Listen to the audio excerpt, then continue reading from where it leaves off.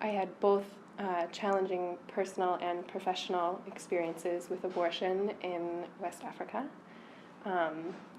My first experience being that my first midwifery apprenticeship ever actually was in the capital city of Mali in Bamako, and whilst studying there I became pregnant and decided that I was not ready to have a baby and sought abortion care. Abortion in Mali is completely illegal and not readily accessible by normal clinical means.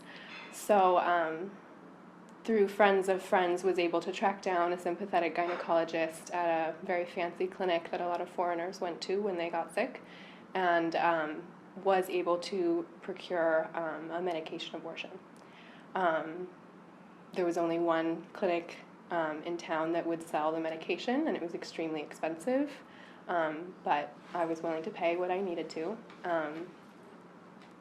The hardest part about it was that I was a midwifery student, was becoming very connected to the midwifery community I was working with, felt deeply supported by the midwives around me, but was advised against telling them about my abortion. It would have put them in a tricky legal situation. I also did not know how they personally felt about abortion and didn't want to jeopardize my role as their apprentice, so I completed my abortion alone in a friend's apartment.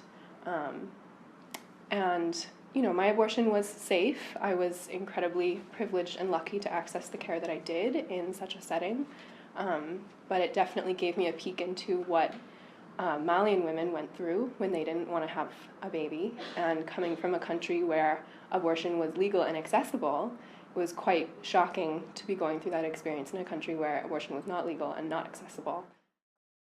And as a part of that experience, was also very frustrated that I had American midwifery textbooks with me and other things to be studying midwifery in English while I was there, and was shocked and offended at the fact that it was not written about at all in our midwifery textbooks. It was this part of fertility that midwives don't discuss.